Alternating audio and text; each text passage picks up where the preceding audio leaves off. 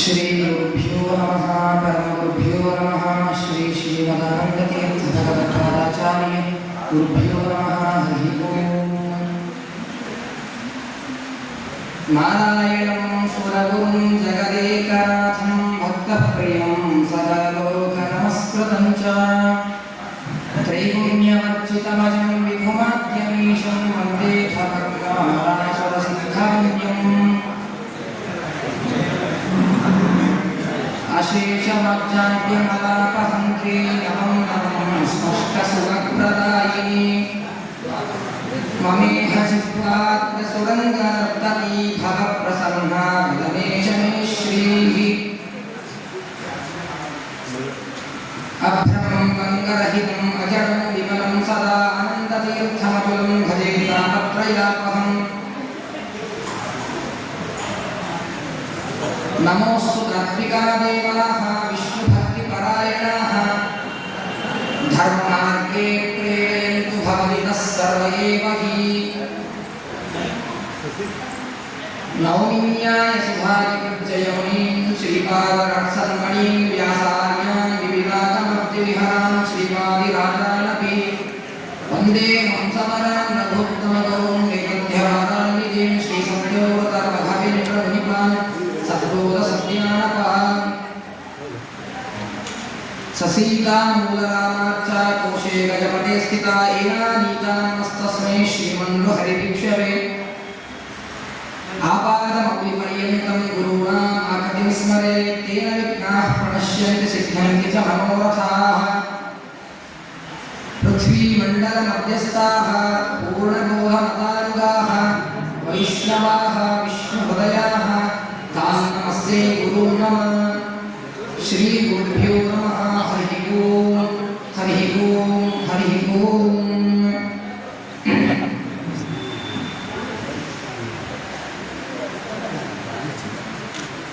ಪರಮ ಪವಿತ್ರವಾಗಿರುವಂತಹ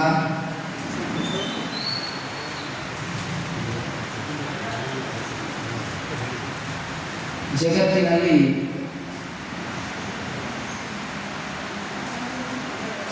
ನಾವೆಲ್ಲರೂ ಹುಟ್ಟಿ ಬಂದದ್ದು ನಮ್ಮ ಜೀವನ ಸಾರ್ಥಕ ಮಾಡಿಕೊಳ್ಳುವುದಕ್ಕಾಗಿ.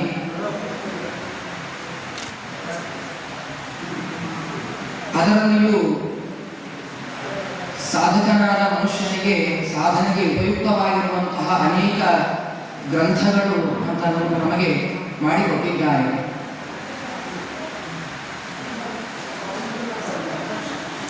ಮಹಾಭಾರತದಲ್ಲಿ ಒಳಗೊಂಡಿರುವಂತಹ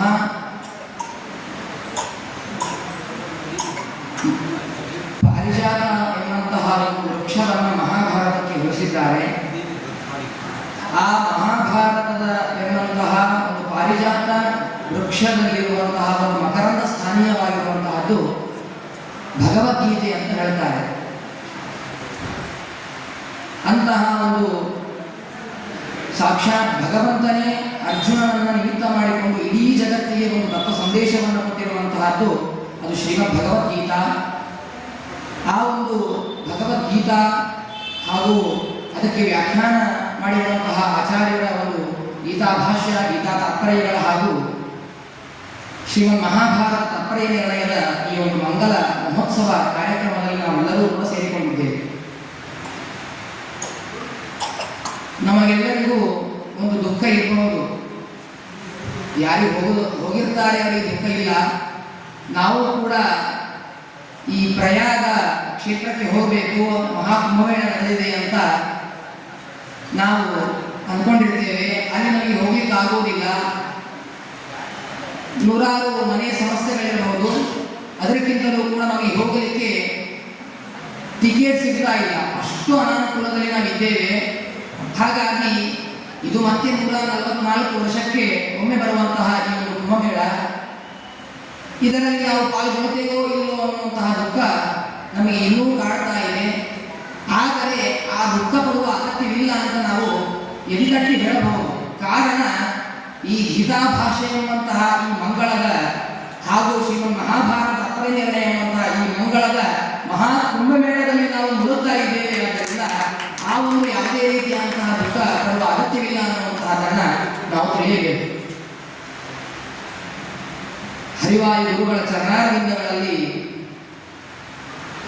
ಒಂದೆರಡು ನಮಸ್ಕಾರಗಳನ್ನು ಅನಂತ ನಮಸ್ಕಾರಗಳನ್ನು ಮಾಡ್ತಾ ನಡೆದಿರುವಂತಹ ಗೀತಾಭಾಷ್ಯದ ಮಂಗಲ ಹಾಗೂ ಮಹಾಭಾರತದ ಅಪ್ಪಣೆ ನಿರ್ಣಯದ ಮಂಗಲ ನಡೀತಾ ಇದೆ. ಅದರಲ್ಲಿನ ಒಂದೊಂದು ಯಥಾಮತಿಯಾಗಿ ಒಂದು ಸಂದೇಶವನ್ನು ಹೇಳಿ ನಾನು ಮುಗಿಸ್ತೇನೆ.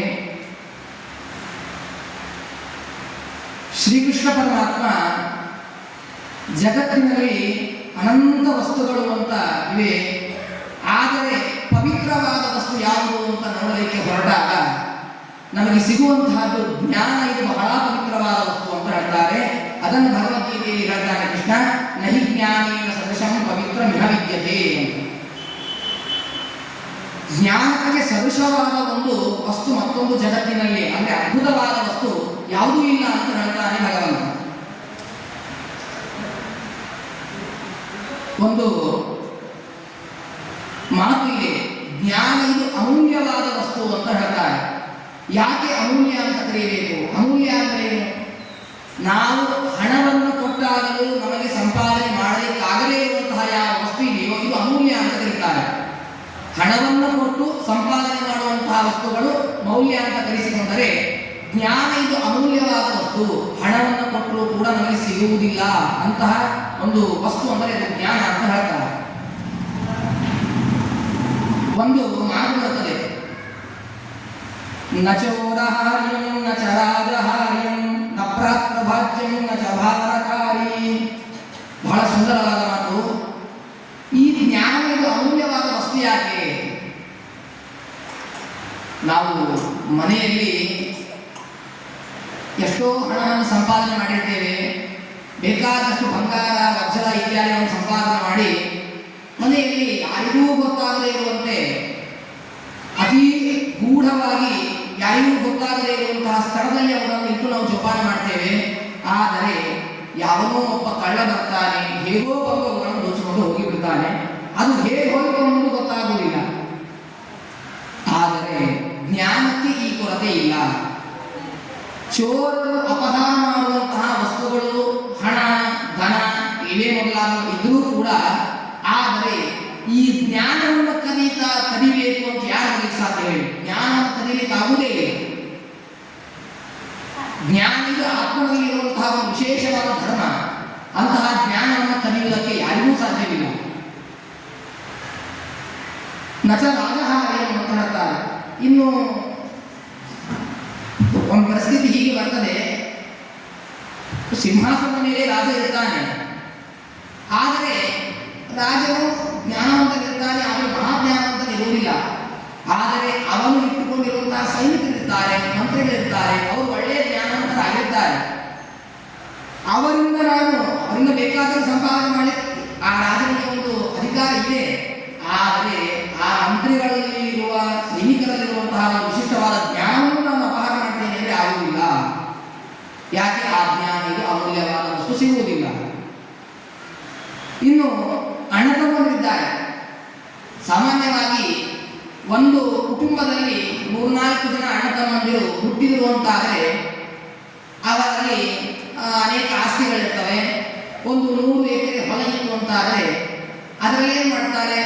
4 ಭಾಗ ಮಾಡ್ತಾರೆ. 25% ನಿಮಗೆ, 25% ನನಗೆ ಅಂತ ಹೀಗೆ ಭಾಗ ಮಾಡಿಕೊಂಡು ಆ ಒಂದು ನಿಲ್ಲಿಸ್ತಾರೆ, ಕೊಡ್ತಾರೆ. ಆದರೆ ಅದೇ ಕುಟುಂಬದಲ್ಲಿ ಇದ್ದುಕೊಂಡು ಜ್ಞಾನವನ್ನು ಯಾವ ಸಂಪಾದನೆ ಮಾಡಿರ್ತಾನೆ, ಆ ಜ್ಞಾನ ನನ್ನ ತಮ್ಮನಿಗೆ ಒಂದಿಷ್ಟು ಭಾಗ, ನನ್ನ ಅಣ್ಣನಿಗೆ ಒಂದಿಷ್ಟು ಭಾಗ ಅಂತ ಕೊಡ್ಲಿಕ್ಕೆ ಬರುವುದಿಲ್ಲ. ಯಾರು ಯಾವ ಜ್ಞಾನ ಶ್ರಮದಿಂದ ತಾವು ಪಟ್ಟಿದ್ದಾರೋ, ಶ್ರಮದಿಂದ ಸಂಪಾದನೆ ಮಾಡಿದ್ದಾರೋ ಅದು ಅವರಿಗೆ ಮಾತ್ರ ಮೀಸಲಿರುತ್ತದೆ. ಬೇಕಾದ ಅಣ್ಣ ತಮ್ಮಂದಿರಿಗೂ ಕೂಡ ಜ್ಞಾನವನ್ನು ಕೊಡಲಿಕ್ಕೆ ಸಾಧ್ಯವಿಲ್ಲ, ಅದನ್ನು ಭಾಗ ಮಾಡಲು ಸಾಧ್ಯವಿಲ್ಲ. ಭಾಜ್ಯಂ ನಚ ಭಾರಕಾರಿ. ಬೇರೆ ವಸ್ತುಗಳನ್ನು ನಾವು ಅನೇಕ ಮೈತುಂಬ ಇಟ್ಟುಕೊಳ್ತೇವೆ, ಎಲ್ಲವನ್ನ ಮಾಡ್ತೇವೆ. ಆದರೆ ಜ್ಞಾನ ಇದು ಭಾರವಾದ ಪ್ರಾರ್ಥನೆ ಅಲ್ಲ. ಒಂದು ಊರಿಗೆ ಹೋಗಬೇಕಾದಾಗ ನಾವು ಒಂದು ಚೀಲವನ್ನು ಹಿಡಿದುಕೊಂಡು ಹೋಗ್ತೇವೆ. ಹೋಗಬೇಕಾದಾಗ ಅಯ್ಯೋ ವಜ್ಜಾಯಿತು ಅಂತ ಆ ಒಂದು ಹಸ್ತಪಲ್ಲಟವನ್ನು ಮಾಡ್ತಾ ಇರ್ತೇವೆ. ಹಾಗೆ ಮಾಡ್ತಾ ಹೋಗ್ತೇವೆ ಊರಿಗೆ ನಾವು. ಆದರೆ ಜ್ಞಾನಕ್ಕೆ ಇನ್ನೂ ವಿಶೇಷ ಏನು ಅಂದರೆ, ನಾವು ಹಣವನ್ನಾಗಲಿ ಮತ್ತೊಂದಾಗಲಿ ಮತ್ತೊಂದಾಗಲಿ ಇವುಗಳನ್ನು ಖರ್ಚು ಮಾಡಿದಾಗ ಹೋಗಿಬಿಡ್ತದೆ. ಆದರೆ ಜ್ಞಾನ ಹಾಗಲ್ಲ. ನಾವು ಹೇಗೆ ಜ್ಞಾನವನ್ನ ಇನ್ನೊಬ್ಬರಿಗೆ ದಾನ ಮಾಡ್ತೇವೋ ಹಾಗೆ ಜ್ಞಾನದ ಅಭಿವೃದ್ಧಿ ಆಗ್ತಾ ಹೋಗ್ತದೆ ಅನ್ನುವಂತಹ ಮಾತು ಹೇಳ್ತಾರೆ. ಅತಏವ ಅಮೂಲ್ಯ ಅಂತ ಕರೀಬೇಕು ಜ್ಞಾನಕ್ಕೆ ಅಂತ ಇಷ್ಟು ಕಾರಣಗಳನ್ನು ಕೊಟ್ಟಿದ್ದಾರೆ. ಹೀಗೆ ಆ ಜ್ಞಾನದ ಮಹತಿಯನ್ನ ಬಹಳ ಸುಂದರವಾಗಿ ಭಗವಂತ ಶ್ರೀಕೃಷ್ಣ ಪರಮಾತ್ಮ ಹೇಳ್ತಾನೆ, ನಹಿ ಜ್ಞಾನೇನ ಸದೃಶಂ ಪವಿತ್ರ ಇಹ ವಿದ್ಯತೆ. ಜ್ಞಾನ ಅಷ್ಟೇ ತಿಳ್ಕೊಂಡು ಕೂಡಬಾರ್ದು. ಈ ಜ್ಞಾನ ಯಾರ ಜ್ಞಾನ? ಭಗವಂತನ ಜ್ಞಾನ ಮಾಡಿಕೊಳ್ಬೇಕು. ಸರಿಯಾದ ರೀತಿಯ ಜ್ಞಾನವನ್ನು ಮಾಡಿಕೊಳ್ಬೇಕು ದೇವರ ಬಗ್ಗೆ.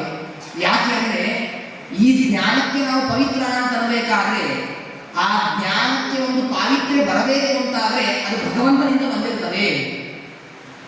ವಿಷ್ಣು ಸಹಸ್ರನಾಮದ ಆರಂಭದಲ್ಲಿ ಒಂದು ಮಾತು ಹೇಳ್ತಾರೆ, ಪವಿತ್ರಾನಾಂ ಪವಿತ್ರಂ ಯೋ ಮಂಗಲಾನಾಂ ಚ ಮಂಗಲಂ ಅಂತ.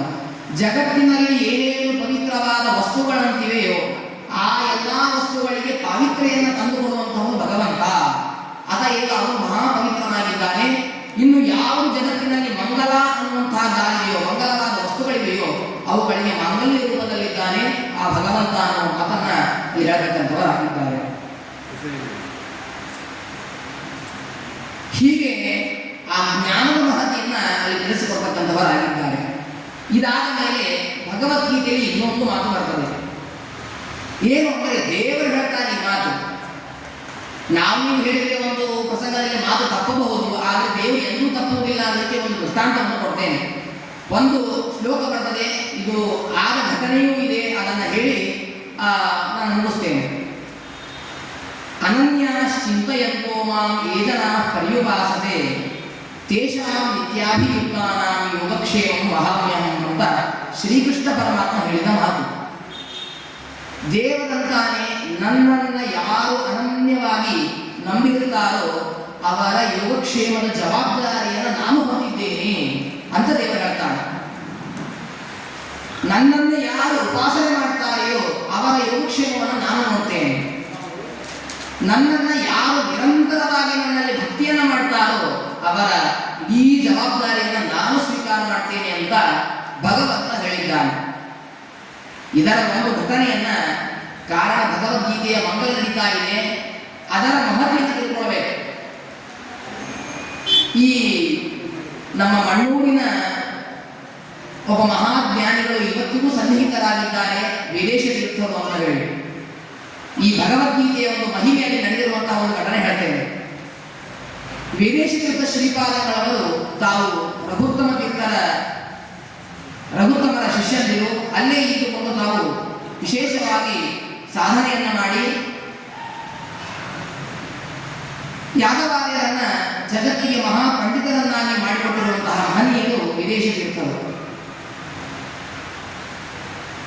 ಯಾದವಾರ್ಯರು ಅವರ ಜೀವನದಲ್ಲಿ ನಾವು ನೋಡ್ತೇವೆ, ಬಹಳ ವೈರಾಗ್ಯ ಪುರುಷರು ಯಾದವಾರ್ಯರು. ಎಲ್ಲವನ್ನ ತ್ಯಾಗ ಮಾಡಿ ನಿರಂತರ ಭಗವಂತನನ್ನು ನಂಬಿದವರು. ಒಂದು ಪ್ರಸಂಗ ಬಂತು ಅಲ್ಲಿ. ಏನು ಅಂದರೆ, ಯಾದವಾರ್ಯರಂತೆ ಮನೆಯಲ್ಲಿ ಸಾಮಾನ್ಯವಾಗಿ ನಮಗೆಲ್ಲರಿಗಿರ್ತದೆ, ಇವತ್ತು ಒಂದು 1000 ರೂಪಾಯಿ ಹಣ ಬಂತು ಅಂತಾದರೆ ಅದನ್ನು ನಾಳೆ ತೆಗೆದಿರ್ತೇವೆ, ನಾಡಿದ್ದಕ್ಕೆ ತೆಗೆದಿರ್ತೇವೆ, ಮುಂದೆ ನಾವು ಅದು ಬರಬೇಕು ಅನ್ನೋದು ತೆಗೆದಿರ್ತೇವೆ ಮುಂದಿನ ಜೀವನವನ್ನು. ಆದರೆ ಯಾದವಾರ್ಯರ ಜೀವನದಲ್ಲಿ ಹಾಗಿರಲಿಲ್ಲಂತೆ. ಎಲ್ಲವೂ ಕೂಡ ಇವತ್ತು ನನಗೆ ಎಷ್ಟು ಬೇಕೋ ಅಷ್ಟು ದೇವರು ಕೊಡ್ತಾನೆ ಅಂತ ಅವರು ನಂಬಿದವರು. ಅದೇ ರೀತಿಯಾಗಿ ನಡೀತಾ ಇತ್ತು. ಯಾದವಾರ್ಯರ ಒಂದು ಕುಟುಂಬದಲ್ಲಿ ಸುಮ್ಮನೆ ಏನೋ ಮಕ್ಕಳು ಹೆಂಡತಿ ಇಷ್ಟೇ ಇರಲಿಲ್ಲಂತೆ. 100 ಶಿಷ್ಯ ಪರಿವಾರದೊಂದಿಗೆ ಅವರು ತಾವು ಕಾಲ ಕಳೀತಾ ಇದ್ರಂತೆ. ಒಂದು ಬಾರಿ ಯಾದವಾರ್ಯರು ಏನು ಮಾಡಿದ್ರು ಅಂದ್ರೆ, ವಿಶೇಷವಾಗಿ ವೇದವ್ಯಾಸ ದೇವರ ಪೂಜೆಯನ್ನು ಮಾಡ್ತಾ ಇದ್ರು. ಪೂಜೆ ಮಾಡ್ತಾ ಇರುವ ಪ್ರಸಂಗದಲ್ಲಿ ನಿರಂತರ ನಿತ್ಯವೂ ಕೂಡ ವಿಶೇಷವಾಗಿ ಭಗವಂತನ ಆರಾಧನೆಯನ್ನು ಮಾಡ್ತಾ ಇದ್ರು. ಈ ಕಡೆ ಪೂಜೆ ಮಾಡ್ತಾ ಇದ್ರು. ಇದು ಸತ್ಯವಾದ ಘಟನೆ, ಆದ ಘಟನೆ ಇದು. ಪೂಜೆಯನ್ನು ಮಾಡ್ತಾ ಇರುವ ಪ್ರಸಂಗದಲ್ಲಿ ನಂಬಿದ್ರು, ನಾನು ನಾಡಿನ ಚಿಂತೆ ಮಾಡುವ ಕಾರಣವಿಲ್ಲ, ದೇವರು ಕೊಡ್ತಾನೆ, ನಾನು ಭಗವಂತನನ್ನು ನಂಬಿದರೆ ತಾನು ಎಲ್ಲವನ್ನೂ ಕೊಡ್ತಾನೆ ಅಂತ ಭಗವಂತನೇ ಹೇಳಿದ್ದಾನೆ ಅಂದಮೇಲೆ ಯಾಕೆ ಚಿಂತೆ ಮಾಡುವುದು ಅನ್ನುವ ನಿಟ್ಟಿನಲ್ಲಿ ಅವರು ಹೊರಡ್ತಾ ಇದ್ದಂತೆ. ತಾವು ನಿರಂತರ ಪೂಜೆ ಮಾಡ್ತಾ ಹೋಗುವ ಪ್ರಸಂಗದಲ್ಲಿ ಒಂದು ದಿನ ಏನಾಗಿದೆ ಅಂದರೆ, ದೇವರ ಪೂಜೆಯನ್ನು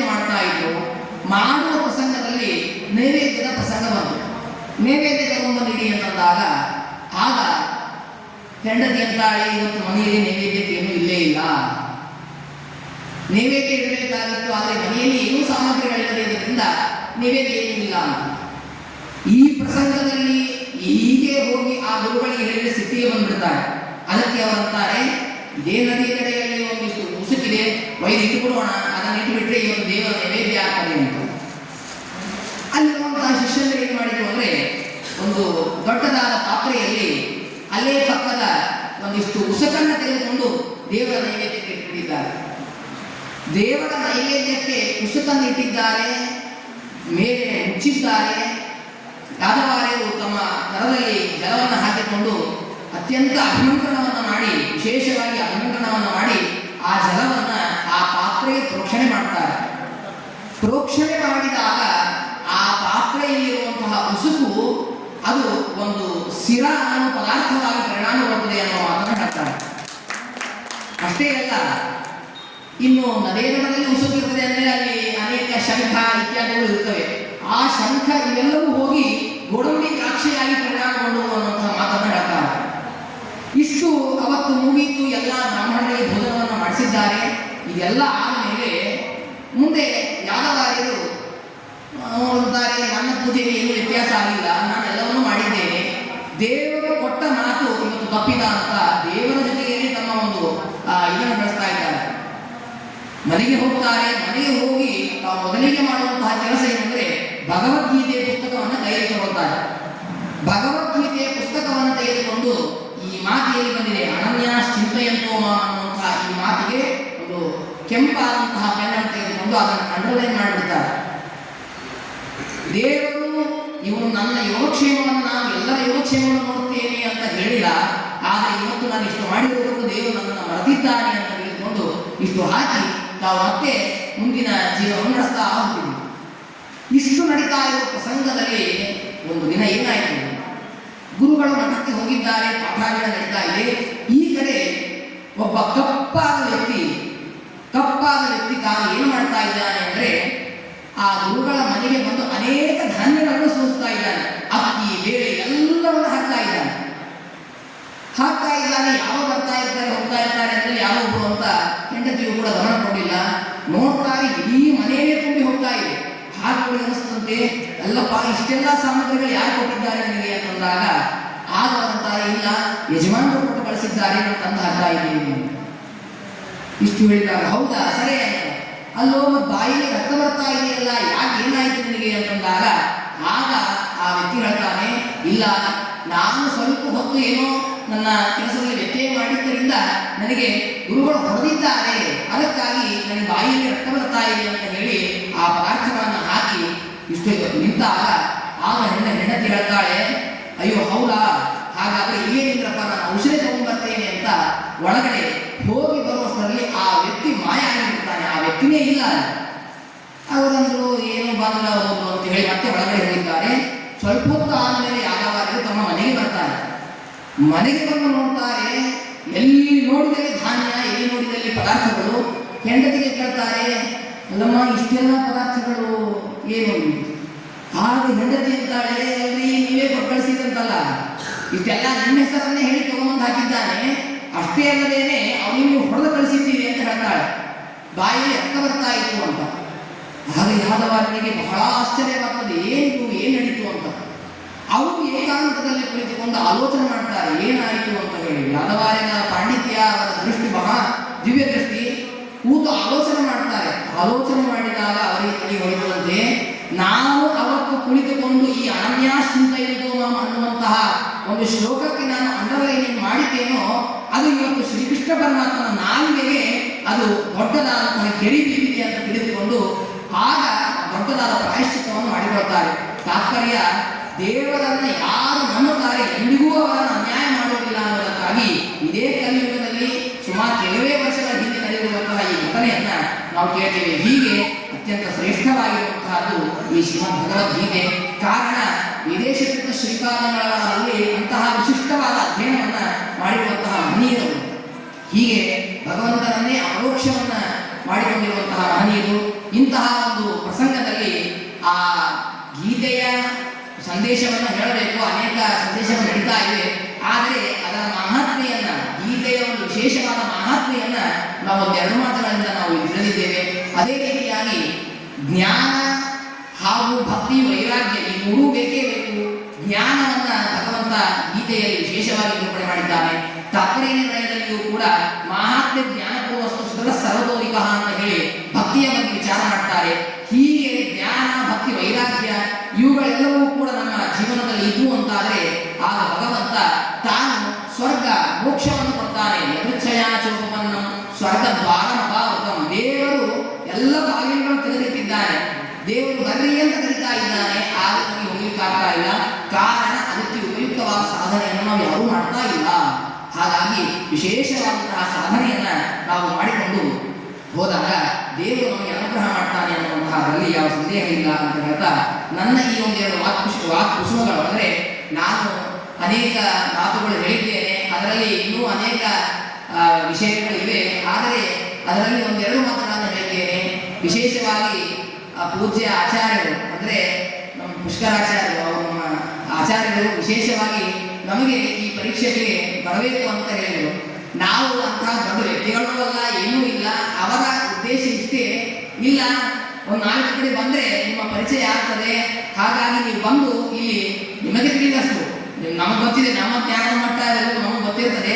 ಆದರೆ ಅವರು ನಿಮಗೆ ಎಷ್ಟು ಗೊತ್ತಿದೆಯೋ ಅಷ್ಟೇ ಪ್ರಶ್ನೆಯನ್ನು ಕೇಳಿ ಈ ಒಂದು ಇದರಲ್ಲಿ ನೀವು ಕೂಡ ಭಾಗವಹಿಸಬೇಕು. ಕೇವಲ ಕುಂಭಮೇಳದಲ್ಲಿ ನೀವು ಇಷ್ಟೇ ನಾವಷ್ಟೇ ಭಾಗಿಸೋದು ಬೇಡ, ನೀವು ಕೂಡ ಭಾಗವಹಿಸಿ ಅಂತ ಅವರು ನಮಗೆ ಈ ಸೌಭಾಗ್ಯವನ್ನು ಕೊಟ್ಟಿದ್ದಾರೆ ಪೂಜ್ಯ ಆಚಾರ್ಯರು. ಇಂತಹ ಆಚಾರ್ಯರಿಗೆ ನಾವು ಅನಂತ ನಮಸ್ಕಾರಗಳನ್ನು ಸಮರ್ಪಣೆ ಮಾಡ್ತಾ, ಅದೇ ರೀತಿಯಾಗಿ ಅನೇಕ ವಿದ್ವಾಂಸರ ಸಮ್ಮುಖದಲ್ಲಿ ಈ ಒಂದೆರಡು ಮಾತುಗಳನ್ನು ಹೇಳಿದ್ದೇನೆ. ಅನೇಕ ತಪ್ಪುಗಳಾಗಿವೆ. ಇದರಲ್ಲಿ ಏನಾದರೂ ತಪ್ಪು ಅಂತ ಇತ್ತು ಅಂತಾದರೆ ಅದು ನನ್ನ ವಾಗ್ದೋಷ. ಒಂದೆರಡು ಏನಾದರೂ ಒಳ್ಳೆಯದು ಅಂತ ಇತ್ತು ಅಂತಾದರೆ ಅದು ಆ ಗುರುಗಳ ಪರಮಾನುಗ್ರಹ, ಸ್ವಾಮಿಗಳವರ ಅನುಗ್ರಹ ಅಂತ ಹೇಳ್ತಾ ಒಂದೆರಡು ಮಾತುಗಳನ್ನು ಮುಗಿಸ್ತೇನೆ. ಶ್ರೀಕೃಷ್ಣ ಅರ್ಪಣಮಸ್ತು. ಅನೇಕ ಭಾವಿಯ ಪುಣ್ಯಂ ತದ ಆತ್ಮೋಪಗುರು. ಇದರಿಂದ ಒಂದೆರಡು ಏನಾದರೂ ಪುಣ್ಯ ಅಂತ ಮಾಡಿದರೆ ಅದು ನಮ್ಮ ಸ್ವರೂಪೋದ್ಧಾರ ಗುರುಗಳಿಗೆ ಸಮರ್ಪಣೆಯನ್ನು ಮಾಡ್ತೇನೆ. ಶ್ರೀಕೃಷ್ಣ ಅರ್ಪಣಮಸ್ತು.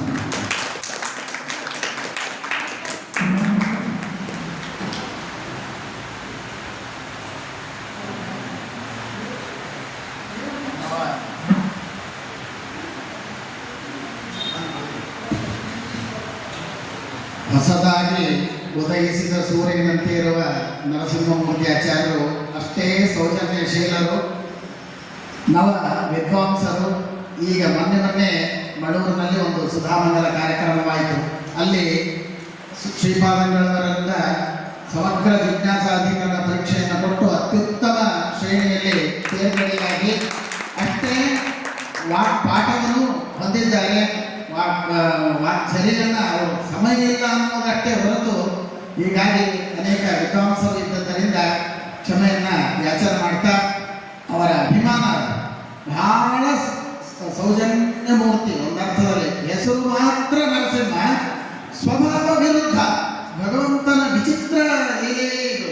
ಕೆಲವು ಸಲ ಹಾಗೆ ಇರ್ತದೆ. ಇರಲಿ ಅಂತಹ ನರಸಿಂಹಾಚಾರ್ಯರು ಸುಂದರವಾಗಿ ಯಾದವಾರಿಯಂತಹ ಮಹಾಗುರುಗಳ ಉಪಕಾರವನ್ನು ಸ್ಮರಣೆ ಮಾಡಿಸಿದ್ದಕ್ಕೆ ಸಮೂಹದ ಶಿಷ್ಯ ಸಮೂಹದ ವತಿಯಿಂದ ಕೃತಜ್ಞತೆಗಳನ್ನು ಸಲ್ಲಿಸ್ತಾ, ಇನ್ನು ಮುಂದೆ ಮೈಸೂರಿನಲ್ಲಿ ಇದ್ದು ವಿಶೇಷವಾಗಿ ಪಾಠ ಪ್ರವಚನಕ್ಕಾಗಿಯೇ ತಮ್ಮ ಇಡೀ ಜೀವನವನ್ನು ಮೀಸಲಾಗಿಟ್ಟಂತಹ ಅತ್ಯಂತ ಇನ್ನೊಬ್ಬ ಸಾತ್ವಿಕ ಪ್ರಚುರರಾದಂತಹ ವಿದ್ವನ್ಮಣಿಗಳು, ಪಂಡಿತ ಸತ್ಯಜ್ಞಾನ ವಿದ್ಯಾಪೀಠದಲ್ಲಿ ಪರಮ ಪೂಜ್ಯ ಮಾಹುಲಿ ಆಚಾರ್ಯರಲ್ಲಿ ನಮ್ಮ ಗುರುಗಳಲ್ಲಿ ಅಧ್ಯಯನ ಮಾಡಿರುವಂಥವರು, ವಾಕ್ಯಾರ್ಥ ಪಟುಗಳು ಹೌದು. ಪ್ರಶ್ನೋತ್ತರಗಳಲ್ಲಿ ಅಲ್ಲಲ್ಲಿ ನೀವು ಭಾಗವಹಿಸಿದ್ದನ್ನು ನೋಡಿರ್ತೀರಿ. ಅಂತಹ ಬಾದರಾಯಣಾಚಾರ್ಯರು ಅನೇಕ ಕಾರ್ಯಭಾರಗಳು. ಇವರು ಯಾರೂ ಸುಮ್ಮನೆ ಕೊಡುವವರೇ ಅಲ್ಲ. ಸಾಕಷ್ಟು ಅವರವರ ಕ್ಷೇತ್ರದಲ್ಲಿ ತಮ್ಮದೇ ಆದ ಕಾರ್ಯಭಾರಗಳಿದ್ದರೂ ಅದನ್ನೆಲ್ಲ ಬದಿಗೊತ್ತಿ ಶ್ರೀಪಾದಂಗಳವರು ಅವರ ಅಧ್ಯಕ್ಷತೆಯಲ್ಲಿ ಅವರ ಒಂದು ಆದೇಶದ ಮೇರೆಗೆ ನಡೀತಾ ಇರುವಂತಹ ಈ ಪರಮ ಮಂಗಲವಾದಂತಹ ಕಾರ್ಯಕ್ರಮ ಅಂತ ತಿಳಿದು, ಜೊತೆಗೆ ನನ್ನ ಮೇಲಿನ ಪ್ರೀತಿ ಅಭಿಮಾನದಿಂದಾಗಿ ಅವರು ಬಂದು ಅನುಗ್ರಹಿಸಿದ್ದಾರೆ. ಈಗ ಅವರಿಂದ ಭಗವದ್ಗೀತೆಯ ಈ ಕಾರ್ಯಕ್ರಮದ ನಿಮಿತ್ತವಾಗಿ ಪರಮಾತ್ಮನ ಮಹಿಮೆಯನ್ನು, ಮಂಗಲದ ಗ್ರಂಥಗಳ ಮಹಿಮೆಯನ್ನು ನಮ್ಮೆಲ್ಲರಿಗೂ ತಿಳಿಸಿಕೊಡಬೇಕು ಅಂತ ಹೇಳಿ ಪಂಡಿತ ಬಾದರಾಯಣಾಚಾರ್ಯರಲ್ಲಿ ನಾನು ವಿನಂತಿಯನ್ನು ಮಾಡಿಕೊಡ್ತಾ ಅವರು